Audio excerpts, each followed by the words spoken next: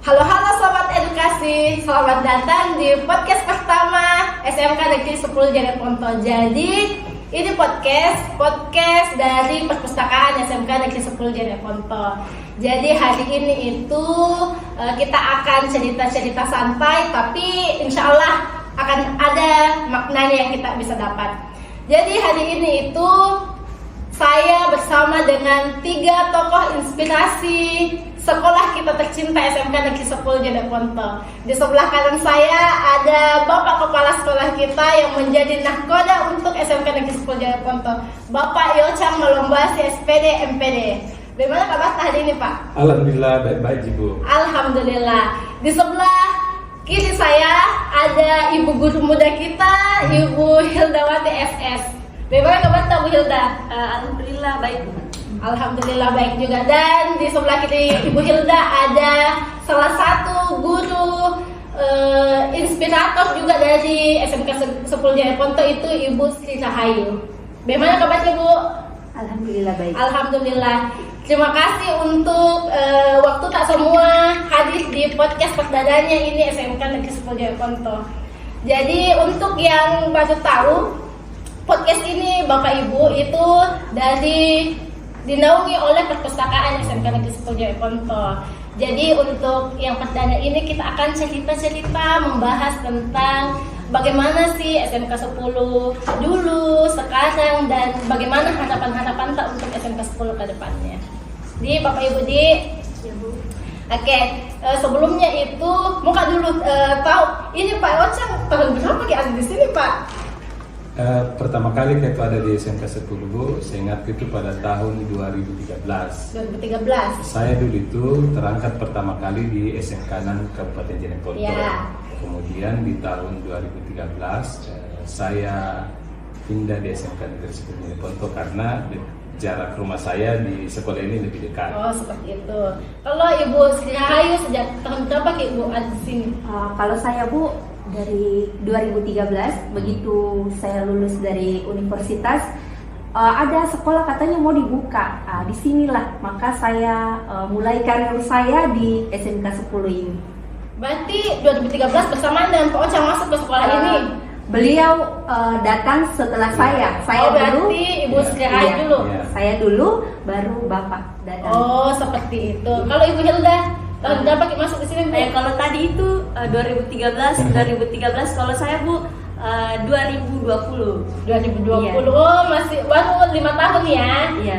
Oke, berarti kalau misalnya saya mau tahu ini cerita singkat atau sejarah singkat berdirinya SMK 10 Jeneponto ini sepertinya lebih baik kayaknya Baik, Ibu ya. Ayu yang Ya, cerita. betul. Bagaimana Bu sejarah berdirinya SMK 10 Jeneponto ini? Kalau sejarah berdirinya 2013 itu kita masih nebeng ya. Karena bangunannya SMK 10 Jeneponto itu baru sementara dikerja, jadi kita pertama kali itu nebeng di SMP 3, belajar di sana. Kebetulan kita cuman punya siswa juga hanya 1 ruangan, makanya kita nebeng di sebelah belajar selama 1 tahun. Iya, 2014 itu barulah bangunannya jadi dan sudah ada 2 tingkatan, jadi kita pindah ke sini. Tapi waktu berdiri itu Bu langsung memang banyak siswanya atau masih sedikit-sedikit? Ya namanya baru Bu, namanya baru ya sedikit, kurang lebih 10 orang kalau tidak salah. Lumayan ya. lah itu kalau Dari misalnya. sana. Iya. Ya. Jadi begini Bu, kita tambahkan Iya. jadi dulu itu waktu tahun 2013 SMK 10 sudah berjalan selama 1 semester. Iya. Nanti saya di semester genapnya baru masuk di SMK 10 Jeneponto. Berarti ada nih bangunannya di sini baru Belum. atau masih Belum. di SMP 3? Dulu waktu saya pertama datang di sini, pada saat setelah peletakan batu pertama sudah dibangun ini pondasinya, Iya. saya ke sebelah di SMP 3 untuk mengisi matematika. Oh seperti itu. Oke, kalau Ibu Hilda yang tergolong baru ya ceritanya Bu, bagaimana kesan pertama tak selama masuk ke SMK 10 Jeneponto? Mungkin itu sangat menurut saya berkesan sekali Bu Ayu. Karena saya kan selesai kuliah itu 2018 ya, dan saya masuk di SMK 10 itu 2020, dan rasa antusias dalam diri saya itu untuk pertama kali datang di sekolah ini sangat besar karena saya pas 1 tahun menganggur baru saya masuk ke SMK 10. Pas saya ketemu dengan salah satu keluarga saya yang mengajar di sini, pertama kali datang di SMK 10 ada rasa gugup dan tentunya antusias sekali. Oh, seperti itu. Karena mengakhiri pengangguran saya yang genap 1 tahun. Dan dengar-dengar katanya ini Ibu Hilda Pak kan alumni Unhas non pendidikan. Ya, jadi bagaimana rasanya mengajar pertama kali, Bu? Kan awalnya kan kita non pendidikan, artinya tidak pernah kita mengajar sebelumnya di sekolah negeri seperti itu. Kesan pertama mengajar itu saya hanya fokus pada materi, dan di SMK 10 saya baru tahu oh ternyata ada perangkat ajar yang disiapkan sebelum kita melakukan pembelajaran di kelas, dan itu saya merasa berkesan sekali pada waktu itu, Bayu. Oh, jadi seiring berjalannya waktu kita belajar apa-apa yang perlu disiapkan untuk mengajar sekali. Oke. Untuk Pak Wacang sendiri berapa lama jadi kepala sekolah di sini, Pak? Waduh. Kan awalnya 2013 menjadi guru matematika di sini. Sejak tahun berapa jadi kepala sekolah di sini? Begini Budi, jadi kalau kepala sekolah itu untuk saya ada 2 kondisi. Ya. Kondisi pertama itu pada tahun 2019 waktu Pak Sudiana kepala sekolah yang belum meninggal di tahun 2019 bulan Agustus ya. Karena dulu itu pada saat dikuburkan almarhum Pak Sudiana, semua wakil kepala sekolah itu dikumpulkan sama pengawas di rumahnya almarhum Pak Sudiana. Terus disitulah ditunjuk, ditanya satu persatu, mulai dari Ibu Ros, baru Pak Irsal, baru Ibu Dwi, baru Pak Wacang, ditanya siapa yang bagusnya menjadi kepala sekolah karena ada bangunan ini mau dikerja. Pada saat itu secara terbuka mereka semua menyebut Pak Wacang saja. Jadi saya tanya pada saat itu, bilang ini kita tunjuk aja jadi kepala sekolah karena bisa kadang Pak Toto ayat atau kamu jadi dengar. Itu begitu pertanyaanku. Jadi Nah bilang ya pasti mau didengar Pak. Jadi saya bilang kalau begitu kasihkan ke kesempatan berpikir dulu. Saya tanya dulu istri dulu di rumah. Di tahun 2022 bulan 10 itu kan tidak salah dapat SK definitif dari Pak. Oh berarti 3 tahun jaraknya dari PLT ke definitif Pak di 2019 ke 2022. Sampai sekarang ya, alhamdulillah sampai sekarang. Tapi selama jadi kepala sekolah ini Pak, ada tidak visi yang berubah dari sekolah ini dari dulu, maksudnya dari kepala sekolah yang dulu ke kita, apakah berubah gitu visi misi kita atau memang masih sama di visi misi yang dari dulu sampai sekarang kita ini? Ya begini Budi, pada tahun 2020 itu kan 2019 sudah, 2019 saya menjadi PLT kan, saya belum diberikan bekal untuk menjadi seorang pemimpin di satuan pendidikan.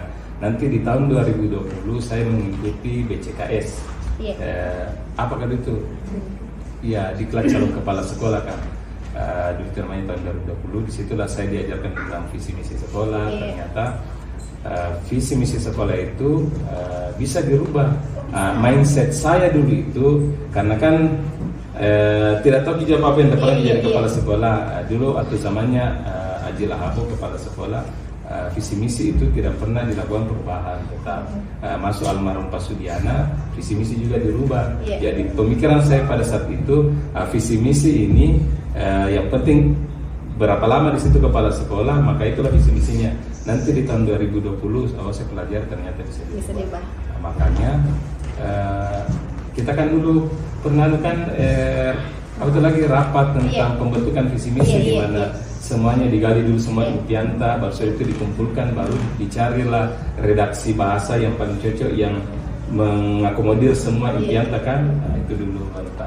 Saya kalau tidak salah di tahun dari 2023 2024 itu kita melakukan perubahan visi misi.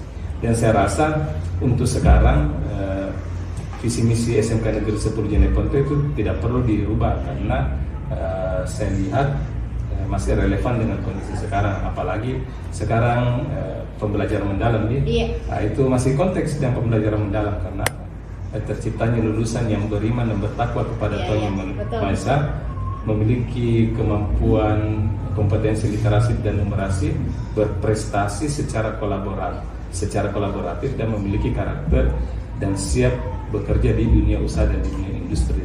Nah, jadi dengan visi misinya SMK Negeri 10 Jeneponto ini yang merupakan impian kita bersama, saya rasa masih relevan dan tidak perlu dirubah. Seperti itu Pak Di. Yeah. Oke. Kalau tadi cerita tentang visi misi, kan ada tentang literasi, numerasi yang dibahas yang akan kita Dari persilakan yang minum ini Bu. Silakan Pak. Oh iya, kalau mau juga silakan. Yang lain tahu. Nanti lah. Jangan sampai dibilang ya. Kepala sekolahnya yang dikasih minum, yang lain tidak. Yang lain nggak minum kopi Pak. Iya. Saya minum paling tadi. Iya, silakan Pak. Ya kan tadi cerita tentang visinya sekolah, tentang literasi, numerasi, seperti itu Pak Di. Bagaimana tanggapan tak sebagai ibu-ibu guru di SMK 10 Jeneponto melihat semangat belajarnya anak-anak di sini? Bagaimana dengan dimulai dari guru yang lebih muda dulu lah? Iya. Kalau menurut saya melihat anak-anak sekarang semangat belajarnya itu sebenarnya tergantung dari kita sebagai guru, bagaimana mempersiapkan pembelajarannya kita, bagaimana memberikan pembelajaran yang inovatif kepada peserta didik. Jadi saya sebagai guru sendiri mungkin ketika ingin melihat antusias siswa dalam pembelajaran, saya harus memulai dari diri saya pribadi dulu Bu Ayu. Seperti itu Bu Di. Kalau Bu Ayu, bagaimana kita lihat itu Bu Ayu semangat belajarnya siswa, kan kita dari 2013 lah di sini toh. Bagaimana kita lihat semangat belajar siswa dari yang dulu sampai sekarang kita hadapi siswa-siswa di sini? Kalau yang kulihat Bu, dari dulu-dulu Iya, kan, dulu-dulu. Iya, jelas sekali siswa-siswanya itu bisa dibilang bukan kita pilih-pilih siswa ya, Iya, tapi iya. siswa bisa dibilang ya sisa-sisa dari sekolah lain yang kita ambil, yang secara otomatis semangat belajarnya itu rendah. Ini semakin ke depan saya lihat semakin bagus, semakin maju semangatnya anak-anak, ditambah lagi guru-gurunya yang masih muda-muda, yang Kepala masih sekolahnya Pak, jadi ya, masih muda. kepala sekolahnya masih Apalagi- energik ya, apalagi jadi gurunya. ya bisa menjadikan anak-anak lebih bersemangat belajar mungkin. Seperti itu Bu Di. Jadi kalau misalnya Pak Yocang, kalau aku tanya Ki, apa sih identitasnya ini sekolah tak dibanding dengan sekolah lain? Apa yang menjadi ciri khasnya ini SMK 10 dibanding sekolah lain? Begini Budi, kalau dibandingkan dengan sekolah lain, sebenarnya SMK Negeri 10 Jeneponto itu mirip dengan sekolah lain. Tetapi ada beberapa hal yang berbeda untuk SMK-SMK lain. Misalnya Budi, di SMK Negeri 10 Jeneponto itu memiliki core bisnis, itu jurusan ATU. Jadi kita itu memelihara ayam petelur, dan setiap hari kita hasil telurnya itu diproduksi dan dijual ke masyarakat sekitar. Adapun juga yang mitra-mitra UMKM juga mengambil langsung di kandang di SMK Negeri 10 Jeneponto. Kemudian yang uniknya lagi, uang dari hasil penjualan ini mereka putar sendiri sebagai dana mereka untuk memenuhi kebutuhan yang kecil-kecil saja di jurusan ATU. Kenapa kecil-kecil? Karena jumlah ayam kan masih 250. Jadi rata-rata telur yang diproduksi setiap hari itu hanya 5-6 rak. Artinya kalau 5-6 rak hanya 300.000 ya. 300.000 saja itu per hari. Itu 300.000 masih kotor, karena harus disiapkan juga konsentratnya, jagungnya dengan dedaknya, ditambah dengan vitamin dan lain-lain. Itu yang pertama. Terus yang kedua, kita juga memiliki jurusan pemasaran yang salah satu gurunya Ibu Sri Rahayu. Ini dia melakukan inovasi. Kita kan sekolah kecil, jadi sulit untuk melakukan kerjasama dengan kayak apalagi itu susah karena jumlah siswa yang sedikit, artinya dinilai oleh mereka apalagi kurang pembelinya. Jadi bisa saja kalau misalnya melakukan investasi di SMK Negeri 10 Jeneponto, maka tidak memberikan keuntungan yang lebih. Tapi berkat dengan inovasinya guru-guru di di jurusan pemasaran. Berapa orang kita nih? 4 orang. Ya 4 orang, mereka melakukan inovasi, dia cari dana awal dan terbentuklah Sampulomat yang sampai sekarang yang memberikan omset untuk jurusan pemasaran SMK Negeri 10. Berikan tepuk tangan guru seperti Bu Ayu lah yang kita butuhkan di SMK yang selalu inovatif, yang tidak menyerah dengan keadaan di mana dilihat kondisinya sekolah yang tidak memungkinkan. Nah, Ibu Ayu juga melakukan sesuatu hal yang lebih dan terciptalah yang mirip dengan sekolah-sekolah besar lainnya di kabupaten yang lain. Artinya luar biasa sekali nih SMK 10 Pak J, karena bisa menghasilkan dana sendiri untuk kegiatan-kegiatan yang kecil-kecil seperti itu. Maksudnya dalam prosesnya ini Sampulomat dengan ternak ayam ini dilibatkan siswa di dalam proses itu Pak J. Iya. Jadi siswa juga belajar di dalam situ Iya Bu. Oh seperti itu. Jadi yang dulu itu karena kan saya juga terlibat dalam proses perencanaannya. Dulu itu kita menggunakan konsep teaching factory. Kan teaching factory itu merupakan salah satu model pembelajaran. Dan kemarin setelah melakukan terus evaluasi dengan jurusan pemasaran dan ATU, ternyata dia menerapkan teaching factory. Tapi ini kan belum sempurna. Kan teaching factory yang sempurna kan betul-betul harus berkolaborasi dengan mitra dunia industri. Tapi kita kan belum mendapat mitra yang level provinsi lah ke atas. Kita masih level standar lokal lah di Kabupaten Jeneponto. Tapi itu menurutku saya sudah cukup luar biasa. Kita berada di daerah yang sangat terpencil dan kita bisa juga seperti SMK pada umumnya di kota-kota. Kan tadi cerita Pak Ocang tentang teaching factory dan sebagainya. Sebagai guru Bu, kalau kita mengajar di kelas lebih ke arah proses pembelajaran itu lebih ke arah proyek kah, lebih banyak berkolaborasi kah, kreatifnya kah yang lebih banyak di kelas atau bagaimana, seperti apa Bu metode pembelajaran di kelas? Kalau di kelas kami yang di jurusan pemasaran Bu, kita banyak belajar di memanfaatkan Sampulomat sebagai tempatnya kita belajar. Jadi memang Sampulomat yang kita kelola ini memang menjadi tempat belajarnya memang anak-anak. Di sana anak-anak diajar bagaimana melakukan display produk, bagaimana mengelola keuangan, melakukan pelayanan kasir atau pelayanan terima yang biasa dilakukan di sekolah-sekolah. Kalau tadi Bapak Kepala Sekolah katakan di sekolah-sekolah SMK yang besar itu punya alpha class dan sebagainya. Kalau kita punya Sampulomat yang insya Allah bisa mewadahi anak-anak dalam melakukan pembelajaran yang berbasis pemasaran. Oh, hebat sekali. Nah, kebetulan kan ini Ibu Hilda kan, kalau tadi Bu Ayu ini Bu Rahayu sebagai guru produktif pemasaran. Nah, kebetulan kan Ibu Hilda ini sebagai guru umum, guru sejarah. Kalau saya dulu cerita pengalaman Pak Di, kalau saya dulu ini waktu SMP, SMA kayak kalau ketemu Kak guru sejarah, aduh ngantuk Kak De. Iya, kan bagaimana Dek? Ya sejarah berbicara masa lalu ya. Selain karena gurunya yang kayaknya nggak tahu kalau di sekolah lain, tapi kalau saya SMP SMA gurunya ya tidak semudah Ibu Hilda toh. Terus kayak pembahasannya cerita kita seperti didongengkan, jadi bawaannya mengantuk. Kalau Ibu Hilda bagaimana strategi tak mengajar sebagai guru muda, membawa sejarah di kelas supaya ini anak-anak tidak merasa didongengkan begitu di kelas? Bukan cuma Bu Ayu saja yang merasa bosan kan?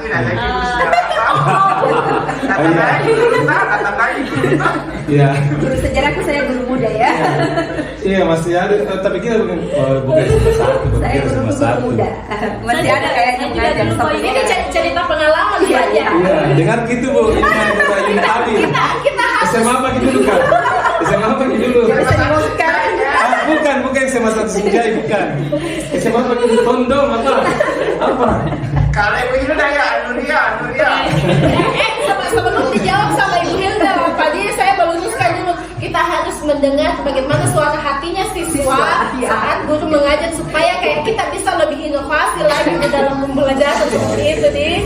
Bagaimana ini Bu Hilda? Tadi Boy mengatakan bosan apa? Kayak mengantuk, Iya mengantuk. mendongengkan, kan? Mungkin bukan cuma Boy yang merasakan itu, mungkin hampir semua orang merasakan yang pernah. Saya tidak SMA 1, saya tidak.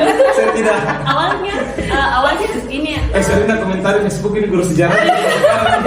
Saya tidak bersaya, selalu kasih semangat kalau sejarah. Karena pengalaman di kelas itu Bayu, kalau saya pertama mengajar itu saya bertanya karena ada yang suka belajar sejarah, tidak ada yang angkat tangan Bayu. Tidak ada yang angkat tangan. Terus mungkin sedikit bercerita juga tentang kenapa saya bisa berada di jurusan sejarah. Jurusan sejarah itu Bayu pelajaran yang paling tidak saya sukai. Ya betul. Pelajaran yang paling tidak saya sukai. Tapi karena pada saat pendaftaran SNMPTN pada waktu itu di zamannya saya 2014. Operator sekolah itu namanya Pak Jafar. Sebelumnya saya berterima kasih dulu kepada Ustaz Jafar. Ustaz Jafar ini yang memilihkan jurusan. Setelah saya tidak tahu kalau ternyata saya dipilihkan jurusan sejarah pertama. Jurusan yang saya inginkan itu jurusan bahasa Inggris. Terus pada saat pengumuman saya ditelepon Bu Hilda, ternyata Bu Hilda lulus sejarah di Unhas.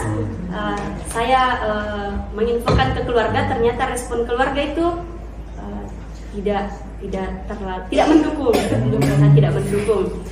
Tapi saya mendapatkan beasiswa, makanya saya memberikan pemahaman kepada keluarga bahwa saya kuliah dibiayai oleh negara. Iya. Jadi ternyata bidang banyak. Jadi dan saya pernah teringat dengan kata-kata dari salah seorang guru saya di Anuria. Katanya apa yang kita tidak senangi hari ini boleh jadi di masa depan itu yang paling kita senangi. Dan sekarang saya sangat suka mengeksplor sejarah-sejarah, terutama sejarah-sejarah lokal Bayu. Jadi kembali ke pertanyaannya Bayu tadi, bagaimana caranya saya supaya anak-anak itu antusias untuk belajar sejarah. Saya pernah mengajak siswa untuk study tour, apakah namanya, perjalanan ke situs sejarah. Jadi saya melihat antusias siswa di situ sangat antusias di dalam perjalanan itu Bayu. Dan adik-adik kelasnya yang melihat itu, pada saat saya masuk di kelasnya, Ibu boleh kami diajak juga keluar Ibu. Jadi ternyata siswa ini suka ketika diajak keluar ke tempat-tempat sejarah. Jadi mungkin sekali dalam setahun saya akan ataukah sekali dalam semester, setiap semester itu saya ajak siswa untuk tur keluar Bayu. Tapi untuk belajar sejarah di Jeneponto saja dulu atau yang lokal dulu? Oh, yang lokal dulu. Khusus Jeneponto saja dulu Bayu. Oke. Jangan dulu guru sejarah dulu. Saya itu suka sekali dengan sejarah. Jadi pemirsa, saya suka sekali dengan guru sejarah dulu, namanya tuh Ibu Alwia. Sampai sekarang itu Ibu Alwia kan sudah pensiun tua nih. Ibu Alwia ini sekarang sering keliling-keliling ini Indonesia ini, entahlah kalau keliling dunia lagi. Ibu Alwia keren sekali, tampilannya itu gaul sekali. Ibu Alwia keren, tidak ada dari SMA 1 Sinjai yang tidak kenal Ibu Alwia pada saat dia belum pensiun. Dan dia kalau mengajar tidak ada mengantuk siswa karena memang dia penampilannya dia keren kita tampilannya. Tidak, ini betulan ini. Sekarang ini Ibu Alwia online sekarang di Facebook ya. Itu dari Ibu Alwia, saya suka sekali Ibu Alwia, sejarah keren sekali di SMA 1 Sinjai. Dan pada saat itu di raportku dapat 10-10 kalau sejarah. Ibu Alwia keren. Gitu. Dari SMA apa dulu? Mungkin karena memang saya tidak tertarik dengan sejarah pada memang iya betul.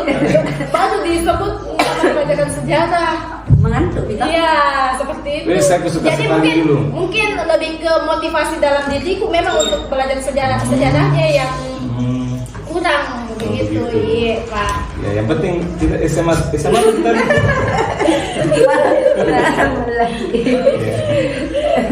Jadi ini tadi kan Pak banyak inovasi yang dikatakan ibu-ibu guru cantik ini di sekolah Pak. Bagaimana kita sebagai kepala sekolah mendukung guru-guru dalam berinovasi Pak untuk proses pembelajaran di sekolah? Oh iya Bu, jadi apa itu? Apa itu? 27 menit. Oh 27 menit. Oh berapa lama gini kan durasinya kan? Ya 30 Pak. 30 menit. Tapi berapa pertanyaan di situ? Kayaknya masih banyak Oh masih banyak. Jadi ini Budi untuk mendukung guru dalam melakukan inovasi yang pertama itu adalah saya selaku kepala sekolah sering memberikan motivasi kepada teman-teman untuk selalu melakukan peningkatan kompetensi. Itu kan sering baik melalui media sosial maupun dalam rapat-rapat kan saya sering mengajak teman-teman untuk ayo ikut pelatihan, ayo ikut lomba-lomba. Dan ketika guru-guru juga ingin mendaftar lomba, saya juga melakukan pembimbingan. Dan apa lagi yang saya biasa lakukan dan di hari Sabtu kan kita sering lakukan satu hari belajar peningkatan kompetensi untuk guru dan untuk siswa. Dan Ibu Ayu, Ibu Hilda, Ibu Ayu dua sering semuanya ikut pelatihan di hari Sabtu. Dan kita juga di sini di sekolah ini kan memiliki fasilitator pembelajaran mendalam kan, itu sering memotivasi kita. Dan ke depan kita akan yang kurang kita akan melibatkan mitra industri kita supaya budaya kerja baik di guru maupun di siswa itu bisa terbentuk di SMK 10 Jeneponto. Ini salah satu PR kita bersama karena memang kemarin kan kita fokus untuk peningkatan kedisiplinan siswa dulu kan dan kedisiplinan guru, dan alhamdulillah berdasarkan hasil observasi dan pendataan yang dilakukan oleh kepala tata usaha kita Ibu Ajab Sari, yang keren mana Ibu Ajab Sari sudah datang. Nah itu kan memberikan banyak data bahwa memang sudah terjadi peningkatan kedisiplinan di kalangan guru maupun di kalangan siswa kita. Tapi belum sempurna sih.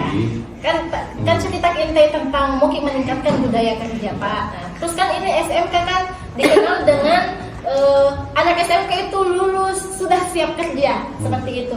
Jadi bagaimana ini kolaborasi guru dan kepala sekolah itu di SMK 10 Pak untuk kayak siapkan kelulusan tak itu untuk langsung bisa kerja? Dengan yang pertama tadi kan untuk jurusan pemasaran dan jurusan ATU kan sudah melakukan pembelajaran model teaching factory.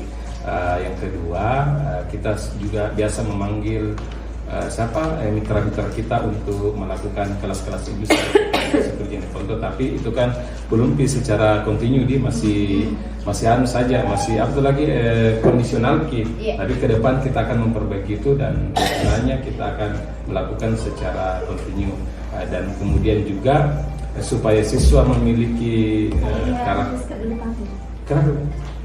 Ada yang kebetulan. Mitranya kita datang. Mitranya Sampulongan. Ya datang di. Iya. Mengantar Saya barang. pamit sebentar. Oke, apa Bu? Kembali lagi bayinya atau tidak nih? Kembali itu? Kembali. Kembali. Sampai di mana tadi penjelasanku? Ya, itu. Tapi kalau misalnya bicara tentang alumninya ini SMK 10 Pak, ada nih kan alumni SMK 10 yang berhasil memang dia membuat usahanya sendiri, mendirikan usahanya sendiri. Oh iya Bu, kalau siswa atau alumni yang sudah membuat usaha sendiri itu sudah banyak lah, tapi masih tergolong yang kecil-kecil. Tapi ya ada juga yang tergolong ya untuk level di Kecamatan Kelara, terutama di Kelurahan Kolot Timur, ada satu alumni yang bernama Wawan. Nah, dia sekarang memiliki usaha ayam petelur dan itu juga selaras dengan salah satu jurusan kita. Walaupun ini Wawan bukan alumni jurusan ATU, karena dulu waktu Wawan ini sekolah di SMK Negeri 10 Jeneponto kan belum ada jurusan ATU. Dan sekarang dia alhamdulillah berkat dengan usahanya itu dia bisa mencukupi keluarganya, istri dan anaknya, dan yang paling penting ada yang kuliah mobil pickup, Weh, ada Masya mobil Allah. pribadinya. Berarti banyak ini yang wanita yang sukses Pak Di. Iya, untuk berwirausaha. Tapi kan sebenarnya begini, untuk SMK itu kan sebenarnya BMW, Iya. bekerja, melanjutkan dan berwirausaha. Iya. Untuk bekerja kan berdasarkan hasil data di apa kemarin itu apa itu kemarin yang kerja Ibu sudah lupa namanya, pendataan kebekerjaan itu sekitar sudah 35% lah sampai 40% itu alumni SMK 10 untuk tahun 2024 itu sudah 35% yang bekerja. Yang melanjutkan itu sekitar masih sedikit sih, kalau melanjutkan sekitar 11-12%, dan untuk yang berwirausaha itu memang masih di bawah untuk yang berwirausasaha. Yang levelnya itu kayak seperti Wawan. Iya. Tapi kalau untuk yang berwirausaha secara online, kayak membuat UMKM kecil dianya kan banyak sekali kalau lihat. Oke. Ini cerita kalau misalnya Moki menggambarkan SMK 10 Jeneponto itu dengan satu kata. Apa kata yang bisa menggambarkan SMK 10 bagi Bapak Ibu? Mungkin Ibu Hilda duluan. Satu kata saja. Iya. Keren. Keren. Kalau Pak Ocan apa satu kata? Love. Love. Kenapa Bapak memilih love? Kenapa love untuk menggambarkan SMK 10 Jeneponto? Iya, karena di SMK Negeri 10 Jeneponto ini saya bisa menikah. Oh, Masya Allah. Ya, itu yang pertama. Oke, selamat jadi Bu Hilda. Sebenarnya masih di SMK 6K, mungkin belum aja menikah ini. Itu yang pertama. Yang kedua, di SMK Negeri 10 Jeneponto ini saya bisa menghidupi keluargaku. Jadi saya harus membalas itu dengan cinta. Jadi mendalam cinta saya di SMK Negeri 10 Jeneponto. Dan yang terakhir, jangan deh, tidak cocok diucapkan tuh. Nanti semuanya salah paham. Kalau Ibu Hilda ya, kenapa Ki sebut SMK 10 itu keren? Karena melihat orang-orang di SMK 10 termasuk kepala sekolahnya yang luar biasa keren, bisa menjadi motivasi bagi kami, motivasi dalam hal Ada kasus dapat jadi mungkin cara mengambil keputusannya mungkin yang bisa kita pelajari dari kepala sekolah kita, dan melihat teman-teman di SMK 10 juga yang sangat luar biasa, Bayu, sangat keren, yang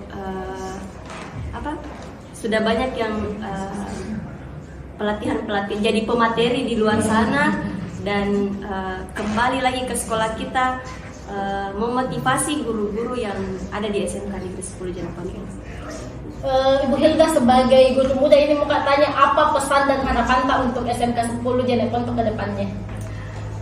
Kalau harapan saya ke depan itu semoga SMK 10 ini menjadi sekolah yang lebih besar lagi dari hari ini, dan mudah-mudahan saya juga pribadi bisa ikut besar dengan nama SMK Negeri 10 Jeneponto. Oke, closing statement Pak Dir terakhir untuk Bapak yang membagikan closing statementnya tentang inspirasi untuk generasi mudanya Jeneponto untuk berani bermimpi dan berprestasi.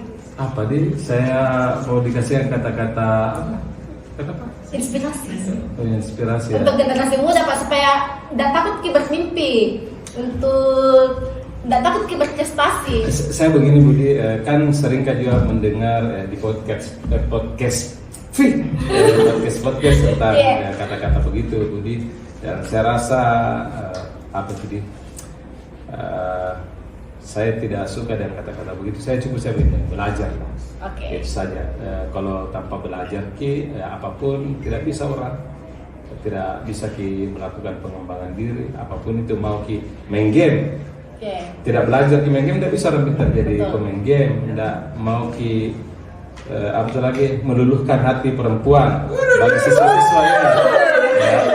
Harus belajar juga, tidak bisa ada langsung kemampuan jago meluluhkan hati perempuannya. Semua kehidupan kita harus belajar, jadi tidak perlu ada kata-kata inspirasi, yang penting belajar semuanya. Oke Pak, terima kasih atas waktunya. Ada juga gajinya ini? Iya, tunggu besar dulu namanya, kan kita ada gajinya.